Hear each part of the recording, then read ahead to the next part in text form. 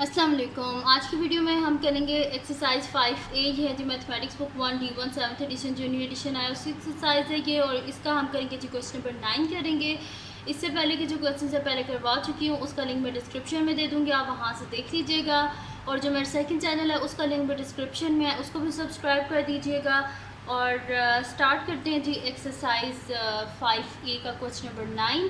तो question number 9 है जी, solve each of the following equations 5x + 1 divided by 3 is equals to 7। तो solution start करते हैं हम इसका।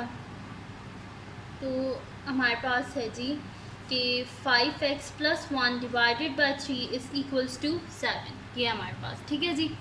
अब हमने करना क्या है कि हमने x की वैल्यू को फाइंड आउट करना है। तो x की वैल्यू को हम किस तरह फाइंड आउट करेंगे? एक तो ये तरीका है कि आप जो है ना बोथ साइड पे इसको 3 से मल्टीप्लाई कर दें, तो ये डिनोमिनेटर ख़त्म हो जाएगा, इजीली क्वेश्चन सॉल्व हो जाएगा। ठीक है जी, ऐसे कर सकते हैं।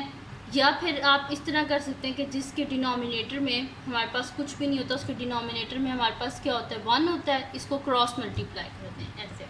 ठीक है, तो हम ऐसे कर लेते हैं, क्रॉस मल्टीप्लाई कर लेते हैं। तो 1 into 5x + 1 is equals to 7 into 3।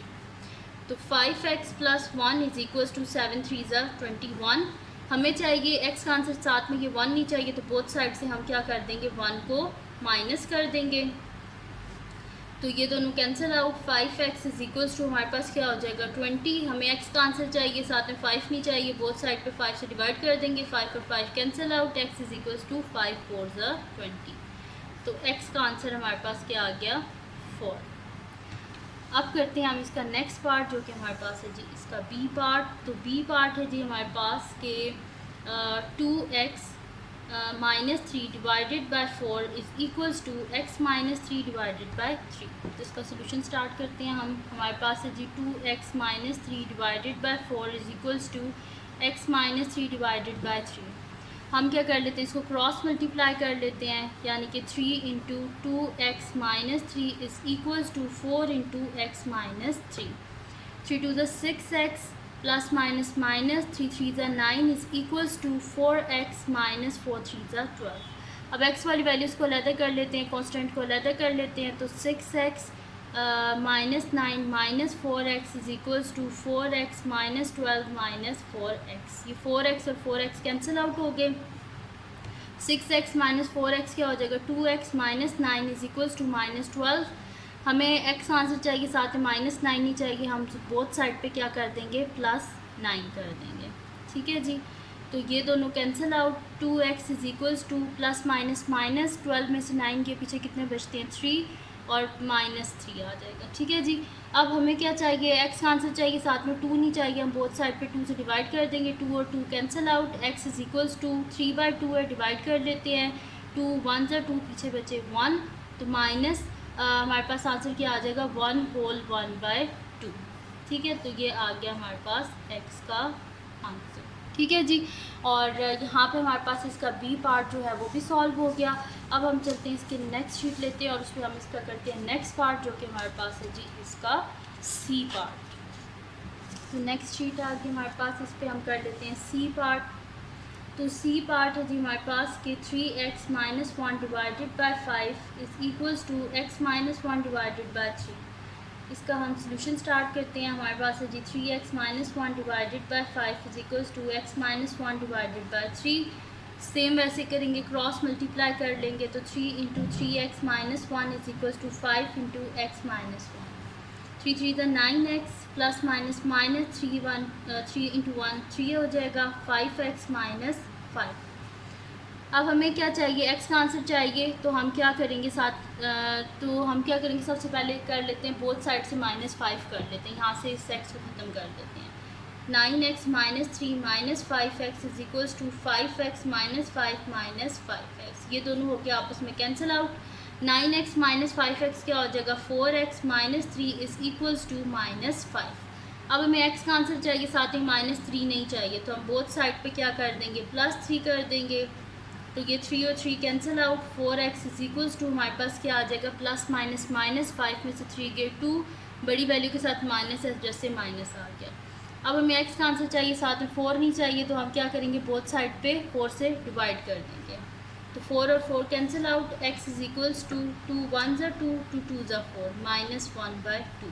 तो ये आ गया हमारे पास इसका आंसर। और यहाँ पे हमारे पास सॉल्व हो गया, कंप्लीट सॉल्व हो गया इसका सी पार्ट। अब हम लेते हैं नेक्स्ट शीट और उस पर हम करते हैं इसका नेक्स्ट पार्ट जो कि हमारे पास है जी इसका डी पार्ट। तो डी पार्ट है जी हमारे पास के 1/4 into 5y plus 4 is equals to 1/3 into 2y minus 1। इसका सोल्यूशन हम स्टार्ट करते हैं। हमारे पास है जी 1/4 into 5y plus 4 is equals to 1/3 into 2y minus 1। ठीक है जी, ये है हमारे पास। इसको हम क्या कर लेते हैं, इस तरह लिख लेते हैं 1 इंटू 1 को इस सब से मल्टीप्लाई करें तो यही आ जाएगा 5y plus 4 divided by 4 is equal to 1 को इधर मल्टीप्लाई करें तो 2y माइनस 1 डिवाइडेड बाई 3। अब हम क्या करते हैं, इसको क्रॉस मल्टीप्लाई कर लेते हैं तो 3 into 5y plus 4 is equals to 4 into 2y minus 1। 3 5 ज़ा 15y प्लस प्लस प्लस होता है, 4 3 ज़ा 12 इज इक्वल्स टू 4 2 ज़ा 8y प्लस माइनस माइनस 4 1 ज़ा 4। अब हम क्या कर लेते हैं, y वाली वैल्यूज़ को अलग कर देते हैं, यानी कि बोथ साइड से 8y को माइनस कर देते हैं। ठीक है, minus 8y is equals to 8y minus 4 minus 8y, ये दोनों हो गया आपस में cancel out. Plus minus minus 15 में से 8 को माइनस करें तो पीछे कितने बचते हैं हमारे पास 7। तो मैं यहाँ पे लिख लेती हूँ 7y plus 12 is equals to minus 4। अब हमें y का आंसर चाहिए, साथ में 12 नहीं चाहिए, तो हम बोथ साइड से क्या कर देंगे, माइनस 12 कर देंगे is equals to minus 4 minus 12। तो ये दोनों कैंसिल आउट।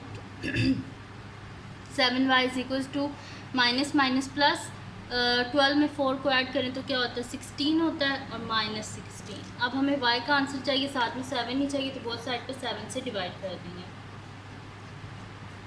7 और 7 cancel out, y is equals to minus 16 को हम क्या कर लेते हैं 7 से डिवाइड कर लेते हैं, तो 7 2 ज़ा 14, पीछे बचे 3, तो हमारे पास इसका आंसर क्या आ जाएगा 2 होल 3/7। ठीक है जी, तो सॉरी यहाँ पे 2 बचता है, 16 में से 14 माइनस करें तो 2 बचता है, तो ये हो जाएगा y is equals to minus 2 whole 2/7। तो ये आ गया हमारे पास इसका आंसर। और यहाँ पे हमारे पास सॉल्व हो गया जी इसका डी पार्ट भी सॉल्व हो गया। अब हम करते हैं इसका नेक्स्ट पार्ट जो कि हमारे पास है इसका ई पार्ट। तो नेक्स्ट शीट ले लेते हैं और उस पर हम कर लेते हैं इसका नेक्स्ट पार्ट जो कि हमारे पास है जी इसका ई पार्ट। सॉल्व कर लेते हैं जी।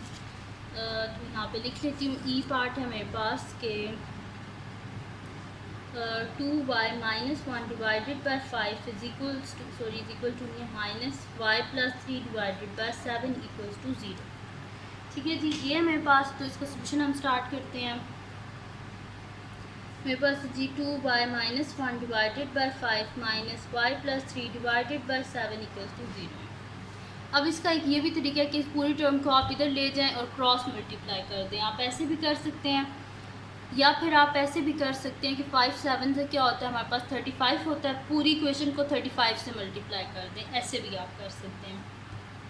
ठीक है, अगर इधर लेके जाना चाहते हैं तो इसको इधर लेके जाएंगे, प्लस में हो जाएगा y प्लस 3 डिवाइडेड बाई 7, और बिल्कुल वैसे कर लेना जैसे हम पिछले क्वेश्चंस कर थे। या फिर इसको कर दें कि 5 7 से क्या होता है 35, तो बहुत पूरी इक्वेशन को 35 से मल्टीप्लाई कर दें। 35 multiply by 2y minus 1 divided by 5 minus 35 multiply by y plus 3 divided by 7 is equals to 35 multiply by 0।